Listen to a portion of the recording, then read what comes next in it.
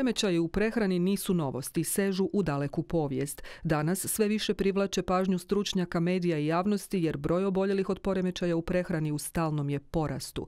No to ne treba čuditi jer je moderna tehnologija doprinijela još jačem promicanju trenda savršenog tijela i stalnom reklamiranju silnih dijeta.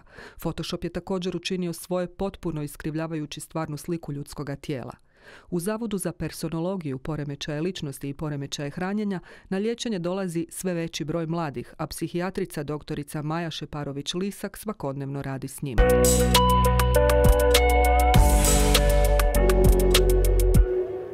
Pa inače su poremećaji hranjenja jedna tako malo mistična, da kažem, skupina, jer izvana se ljudima često čini da se u stvari radi o nekakvim izborima vezano uz dijetu, u izgled i tako dalje. Međutim, u stvari se radi o ozbiljnim psihičkim poremećajima gdje je u stvari liječenje prilično dugotrajno i teško je i za pacijente i za liječnike. Naravno, puno su bolje okolnosti onda kada se krene relativno rano sa liječenjem. I naravno da je nama važno upravo ta situacija gdje se takvi poremećaji najčešće prve poteškoće javljaju u vrijeme puberteta, odnosno adolescencije. Jel?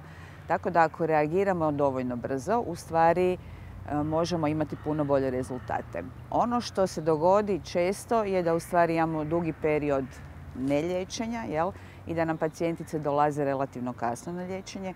Kada imamo i puno drugih poteškoća, upravo na razini izgladnjivanja, pa onda tjelesnog stanja, tog jednog neishranjenog, da tako kažem, mozga, koji naravno da više ne funkcionira onoliko dobro koliko je u startu u stvari nekako našom biologijom ili genetikom bilo određeno. 90% bi rekli da se radi o djevojkama, većinom mladim djevojkama, iako naravno i imamo mi i žena kasnije dobi koje kroz dugi niz godina u stvari se bore sa poremećajem.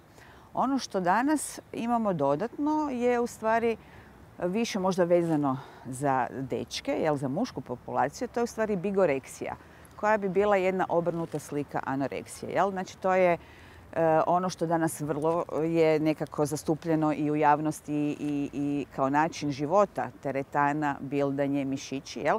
Znači, kao što kod djevojaka sa poremećajem hranjenja, odnosno u anoreksiji, one imaju jednu iskrivljenu sliku tijela gdje se osjećaju debele, kad su sve samo ne to.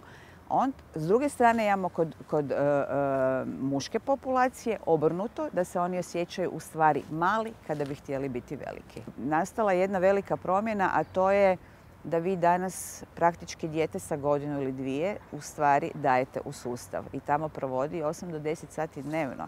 Znači, to više nisu obitelji kao prije 100 godina gdje je bila mama u kući s puno djece, a tata je nešto radio da mogu preživjeti. Jel?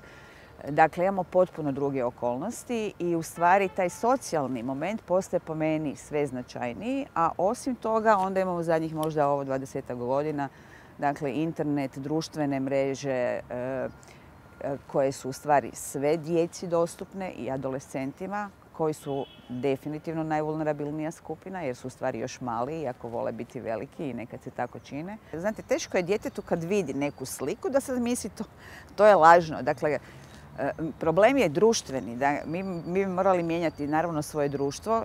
Društvo nam je sada postalo ekstremno kompetitivno, a to u stvari znači da odrastaš u jednom okruženju gdje ti je svako potencijalno neprijatelj.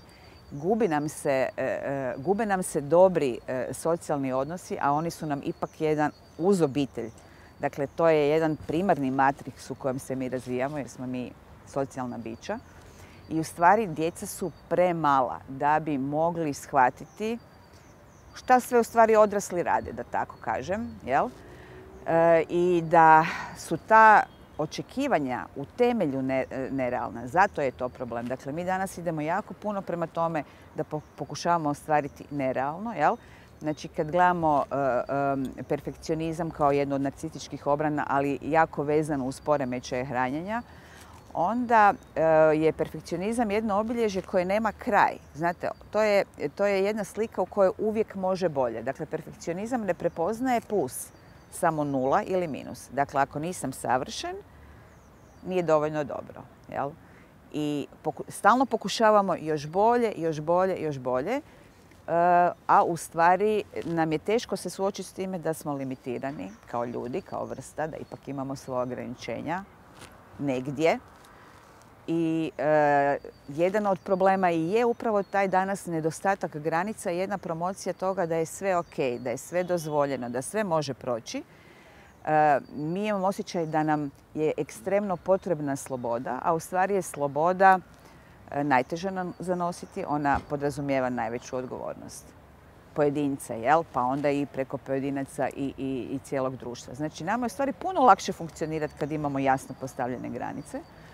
To je ono što nam danas djeci sigurno nedostaje. Koliko god to sad čudno zvuči, mi živimo u jednoj zemlji koja je jako perfekcionistički orijentirana, jer perfekcionizam postoji na razini prema sebi, pa onda prema drugima, ali postoji i socijalno uvjetovani perfekcionizam.